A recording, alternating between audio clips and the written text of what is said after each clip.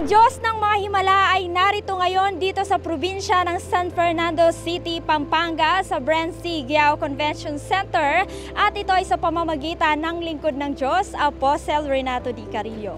Sagot sa panalangin ng mga anak ng Diyos sa lalawigan ng Pampanga ang pagdating ng apostol ng Diyos, ang God's end-time prophet and apostle na si Apostle Renato D. Carillo kasama ang kanyang may bahay, ang God's end-time mighty deliverer, Prophetess Elena Ga Carillo, ang ilan pang miyembro ng chosen family at ang buong oras ng Himala Team. 5 minuto bago mag-alas 3 ng hapon, araw ng Miyerkules, dumating ang mga lingkod ng Diyos sa naturang probinsya sa bayan ng San Fernando City, Pampanga sa Brancy Giao Convention Center. Malaking kagalakan ang bumalot sa mga anak ng Diyos ng kanilang salubungin ang mga lingkod ng Diyos. Matapos kasi ang 6 na taon, ay ngayon na lamang muling dumalaw ang lingkod ng Diyos sa probinsya ng Pampanga. At sa ika-13 nga ng Setyembre, araw ng Miyerkules sa oras na alas 4 ng hapon, ay nagsimula ang Diyos na ihayag ang kanyang dakilang kaluwalhatian at kapangyarihan sa lugar, lalo na nang tumayo na sa pulpito sa gitna ng ating mga kababayan ang lingkod ng Diyos. Dito ay bumagsak ang presensya at binalot ang lugar ng kapangyarihan ng Diyos, kaya naman dumagsa ang mga kamanghamanghang mga himala ng Diyos dito. Pag may kasalanan sa buhay ng sino man, ang bunga po nun ay sakit at karamdaman. At pag nag-mature na po, lumaki na, naging saklal at ganap na ang sakit at karamdaman dahil yung kasalanan ginawa ay lumalaki, lumalawak, tumatagal. Ang bunga po nun ay kamatayan.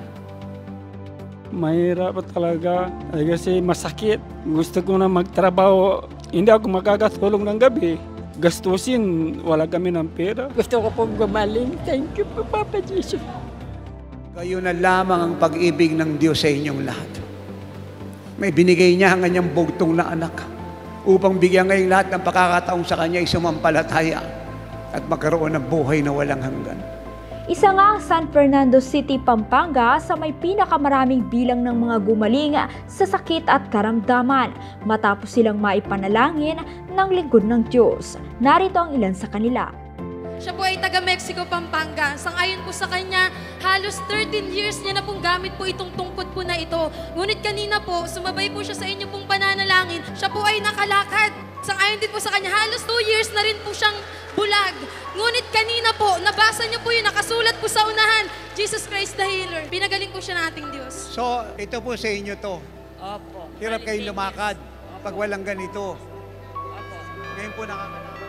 Opo, natatakot po kasi ako, baka matumba ako. Pero nakarating po ako dito na hindi ko po hawak. Nakakalakad. Palakpakan po natin si Jesus. So ito po may katarata, dati malabo mata. Ngayon po maliwanag na. Pakibasa. Yung oras ng yung malawo, yung malit. Ngayon masalan. Late po ng letra na nababasa niya. Palakpakan po natin si Jesus. Wala na po. Lakasan niyo yung palakpakan niyo, Pampanga. Magaling lang po yung mga mata ni tatay. 2 taon na pong pabalik-balik ang sakit sa kanyang sikmura. At ang kanyang baby naman ay inaapoy ng lagnat 2 araw na po. At purihin po ang Diyos na buhay dahil nang naipanalangin po ninyo siya. Siya po ay gumaling, nakaramdam po sila ng kaginhawaan at ang kanyang baby na laging umiyak dahil sa init ng kanyang katawan. Ngayon po ay mahimbing na po ang kanyang pagkatulog. Tanda na siya ay pinagaling ng ating Diyos na buhay. Kumusta na po kayo, ate? Nawala na po. Ito po sir po ito siguro. Abas po yung po baby ko po. Kapon po ay 2 days na po siya nilalagnat. May along sipon. Ngayon po, bigla po siyang nawala. God bless you. Thank you, Lord. Bakit po kayo pinagaling ng Diyos? Dahil nagsisi kayo ng inyong mga kasalanan at nagpatawad kayo sa lahat ng taong nagkasala sa inyo at minahal nyo ang Diyos. Pero hindi pa po yan tapos. Ang kagalingan natin ay bunga ng pagpapatawad natin, kaya tayo nakadama ng pagpapatawad ng Diyos sa ating mga buhay. Subalit ang kasaganaan natin, ang kaginhawaan ng buhay po natin, ay ang ating pagbibigay sa Diyos. Kilala ang Pampanga sa tinatawag na pagpipinitensya tuwing mahal na araw. Ito ay ang tradisyong kanilang ginagawa bilang pag-alala sa pagkamatay sa krus ng ating Panginoon Jesus. Ngunit sa araw ding iyon ay mas nabigyan ng linaw ang mga mamamayan dito kung bakit nga ba namatay ang ating Panginoon Jesucristo sa krus ng Kalbaryo. Narito ang pangangaral ng lingkod ng Diyos. Bakit nga siya pumayag na ipako sa krus? Bakit siya pumayag na mamatay? Bakit siya pumayag na magdusa? Bakit siya pumayag na litisin?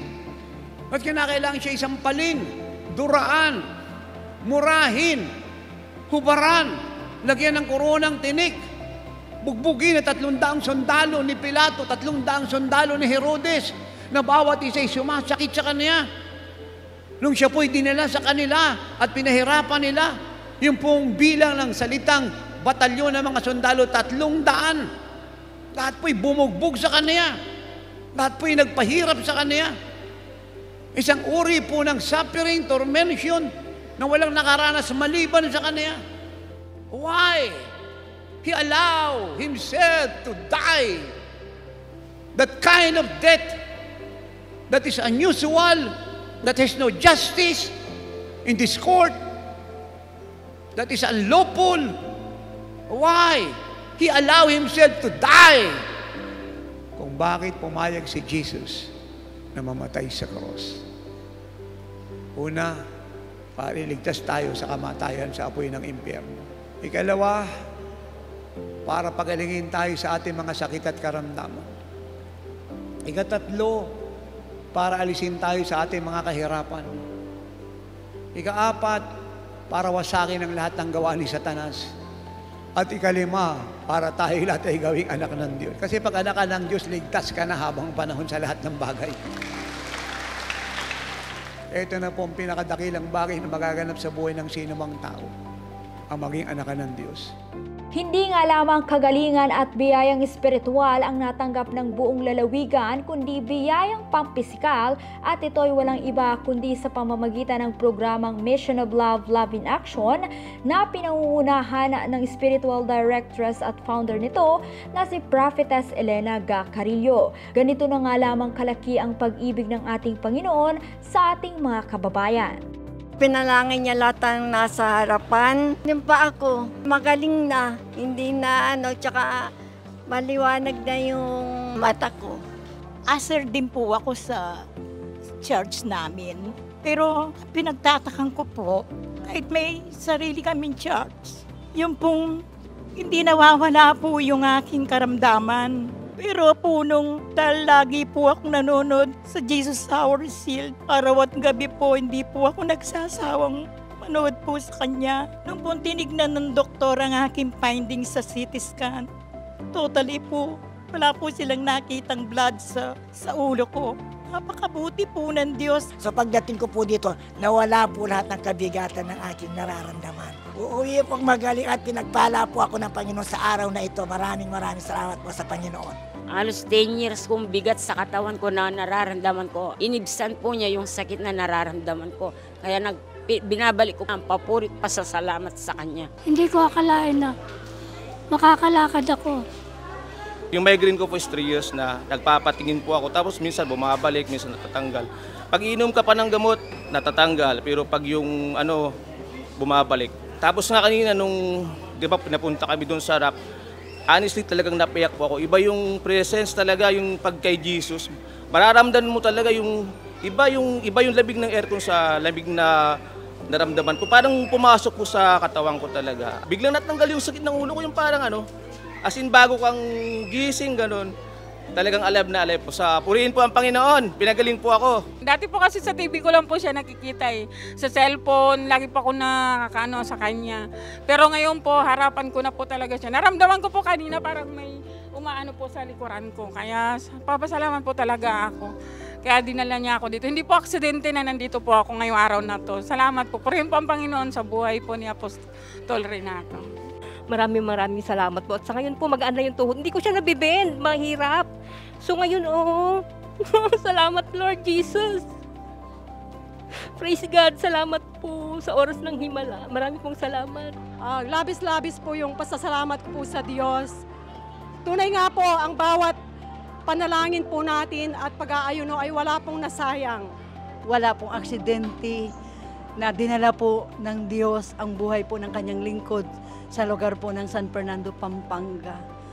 So kamangha-mangha po, grabe po yung mga gumaling, grabe po yung pinalaya, at grabe pong niligtas na hindi po namin ini-expect. Saan man po pupunta ang buhay po ng kanyang lingkod, ang Diyos po'y kasama niya.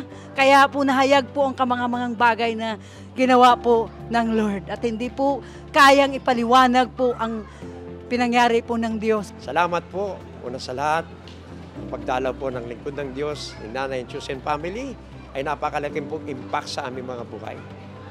Na lalong lumakas po, nakaunawa po sa katotohanan. Ito na po panahon ng anihan. Alam natin ang lahat ng ito'y bunga lang po ng walang tigil, walang sampang pananalangin po ng Ministry of Jesus Shield Worldwide Ministries kung bakit naging matagumpay pa ito. So, salamat. Bagamat alam po ng lahat, alam po natin lahat na hindi biro ang trabaho ng lingkod ng Diyos, Tate Apostle Renato Dicayo sa buhay ni Propetisa Nanay Elenga Carillo, na kung saan tuloy-tuloy ang kanilang pagtuturo, pangangaral sa kanilang mission travel, di lamang sa Pilipinas, kundi sa buong mundo. Kaya nagpapasalamat kami mga taga Pampanga, nagbigay sila ng panahon ng time sa amin. Kaya kitang-kita namin ang pagmamahal, pag-ibig ng Diyos sa mga taga Pampanga at pag-ibig, pagmamahal ng lingkod ng Diyos at ng babae ng Diyos sa mga taga Pampanga at sa ating pong lahat. Kaya salamat po, unexplainable ang ginawa niya, grandes ang visitation na ginawa ng Diyos sa lugar na to ng Brentgao Convention Center. Dahil ito'y tinakda ng Diyos, sumunod lang po kami sa instruction ng Man of God. Tunay nga po, the voice of the Man of God is the voice of God. So nakita po natin, di man bilang mga boy kaluluwa ang nabagpala, dinala ng Diyos sa lugar na to. Kaya nakita namin, grabe ang himalang ginawa ng Diyos. So lahat ng dumalo dito na may karamdaman, sila pong lahat ay pinagaling ng ating Panginoong Jesucristo. At ang bawat isa na nangailangan po talaga ng kalayan, sila po'y pinalaya ng Panginoon. Kami pong lahat ay napagpala sa dakilang gawain po ng ating Diyos na buhay. Salamat po sa inyo pong panalangin, lahat po na sumuporta sa gawain pong ito ng ating Diyos. Ang pagdating nga ng lingkod ng Diyos sa lalawigan ng Pampanga ay ang pagdating ng Diyos. At katulad ng mga parol sa lungsod ng San Fernando City, ito ay nagbigay ng kulay at liwanag sa ating mga kababayan. Liwanag na hindi na lamang tuwing sasapit ang tinatawag na Pasko, kundi isang liwanag na hindi nagmamaliw anumang oras, panahon at sitwasyon. Liwanag tungo sa kaligtasan, kalayaan, kagalingan, pagpapala at buhay na walang hanggan. At ito ay walang iba kundi ang ating Panginoong Hesukristo. Truly, Pampanga, turn to Christ. Signs, wonders, and miracles, and the living like Jesus gospel is invading this nation and to the ends of the earth. Ito si Glyza Bariso para sa Victorious News. Walang kinikilingan, walang halong kasinungalingan, pawang kaligtasan lamang.